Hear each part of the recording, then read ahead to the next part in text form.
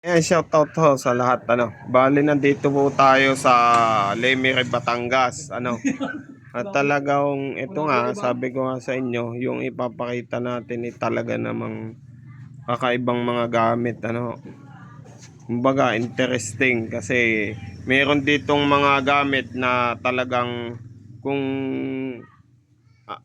alamin nyo kung yung anong history, talagang hindi nyo lubos sa akalain, Katulad doon nito, kaso yung may-ari wala nandun sa kanyang bahay.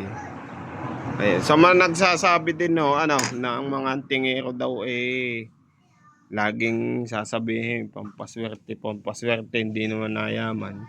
Ayan laki ng bahay Ayan. Disclaimer sa naniniwala lang mga kamangyan. Ito, unahin po natin ng peso sagrado, original po, at yun nga, kung mapapansin nyo, piso talaga, kumbaga meron siyang mga guhit. Ito po ay napakainam na gamit pang negosyo sa hanap buhay, mga kamangyan, mapapansin nyo din dito 1730, may edad talaga. Ayan, mainam sa hanap buhay. Madami ko namang beses na i-vlog yung ganito, pamilyar na kayo dyan. Maging sa mga impinito, pamilyar na din kayo sa mga pinaliwanag ko dyan kung saan nagagamit, anong history mo niyan dito? Hindi pa kinig nun, Sa kubo. Sa kubo. Hmm. Dito sa butas na ito, anong paliwanag mo? Kasi baka sabihin nung iba, butas gawa ng Kinain niya ng may kanya. Dinala hanggang sa hukay. ibig sabihin kinain yung Pinagat siya piniraso. ng may kanya. Oo. Ibig sabihin hindi siya tama ng bala. Hindi naman. Kasi kabalitaan ito na gamit. Malaki ang history nito. Kumbaga talagang sa may mga alam o makakaintindi, ilang beses na akong sinubukan yan. Ibig sabihin tayo, nasubukan na ito. Kahit ganito siya. Oo. Maraming beses na. Marami na. Kaya hindi sa pool na. Ang unang subok namin diyan, nung kuwan, pinabaril ko yan kay paring Maneng. Peñas, Oo. na pulis na Rosario. Oo. Hindi niya putukan. Tapos sinabit ko yan sa tibig sa likod ng aming bahay noon. Oo. Inarmalite niya. Wala na laglag kahit isang kubungan ng tibig. Ang pangkuhan niyan, yung protestante, nakahanggang ko. Oo. Isinabit ko sa manok. Pinutukan niya. Ayaw pumutok. Nung pumutok, hindi sa pag-iba sa inyo, nakapatong lang yung bala ng 22 sa likod ng manok. Hindi na baliban. Dito, pinapiltira ko rin yan dito. Oo. Ilan ang tumira dyan sa kalaparang yan. Oo. Nakasabit din sa manok. Sabi ko, basta pag naman yung manok na patayin nyo, awa naman ng Diyos, 38 ang pagkakuan dyan. Hindi yan nilamon. Hindi yan Paano kung halimbawa yung video natin na panood ni Commander Bantugan o kaya kahit hindi si Commander Bantugan, kasi yung ibang mga basher sinasabi kung talagang tested daw ipasubok. Anong pasya nyo?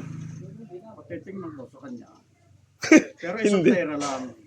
Ibig sabihin Ayoko na yung sasabihin, patatatluhan hanggang isa laang. Ang aking isa ko dyan, subok na. Oo, subok nyo na Ay, isa pang pagkakakuha na yan noon, nung tinesting namin ng may nagsabi sa akin, testingin mo mamayang alas 8 ng gabi. Kumuha ka ng kalating suka, kalating tubig, Oo. at isang kutsarang langis. Oo. Di binitin namin yan.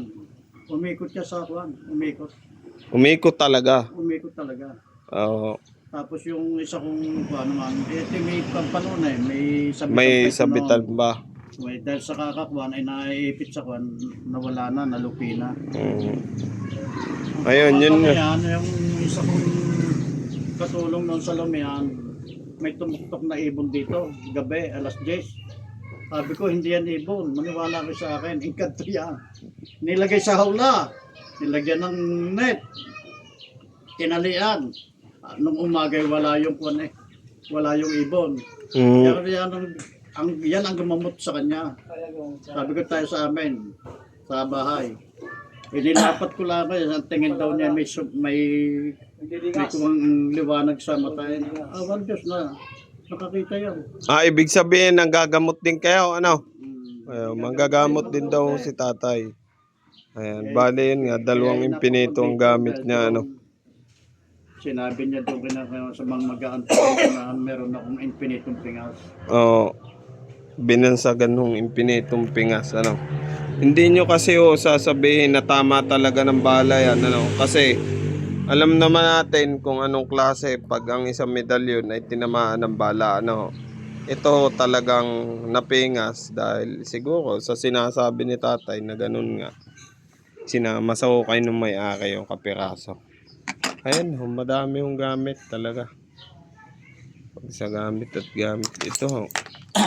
Saan mo nakuha nga are? Are. Sa araruhan. Oo, sa akaruhan. Ibang klase siya nagamit ka na. Saka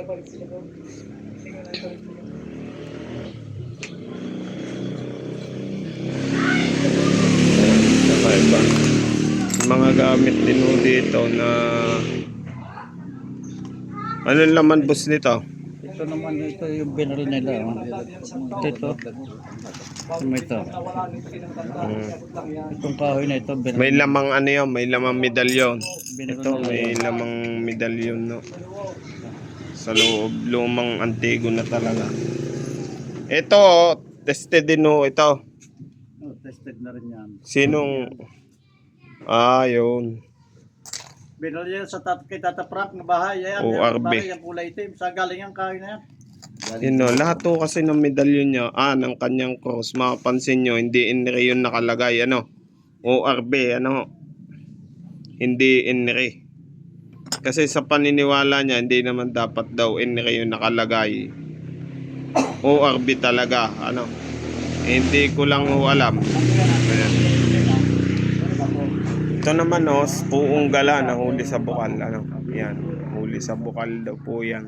At ang may-ari ay taga-ibaan. Ano?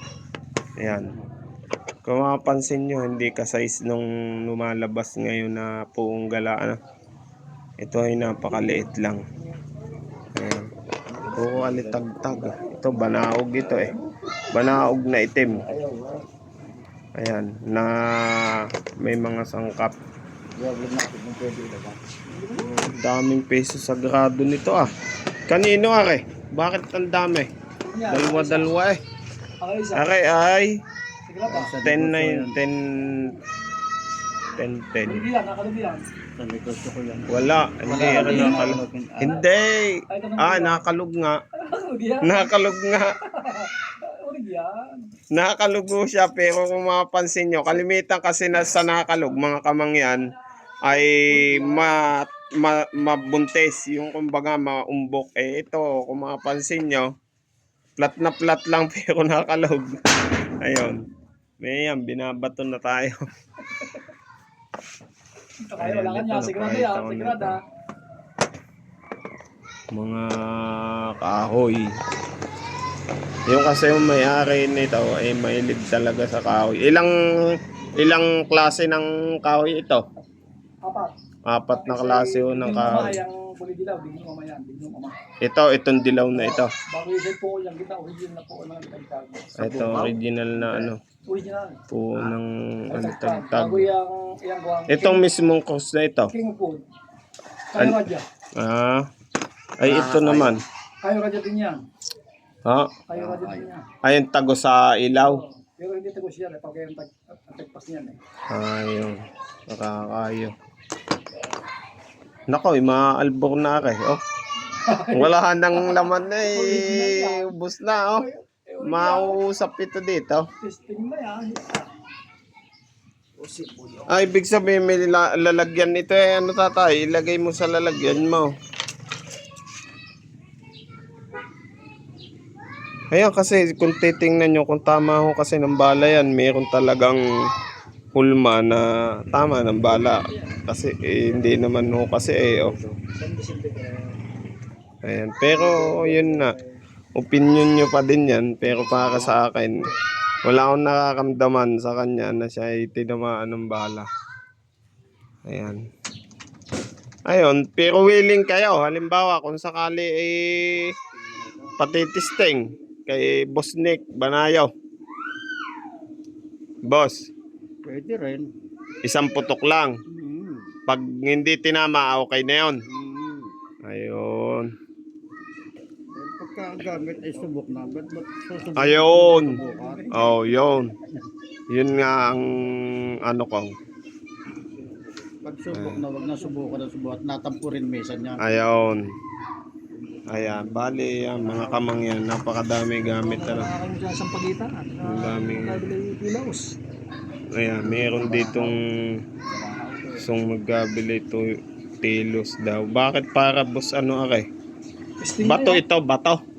Hindi Parang naman. hindi bato. Parang hindi bato. Parang testing na yan Ibig sabihin tested na. Oo, testing na yan. Okay, sa Sampaguita daw. Mga kamangyan, daming gamit. Mamaya ho, uwi na tayo ng Mindoro. Siguro, paggabi na tayo makaka-uwi. Shoutout to sa lahat.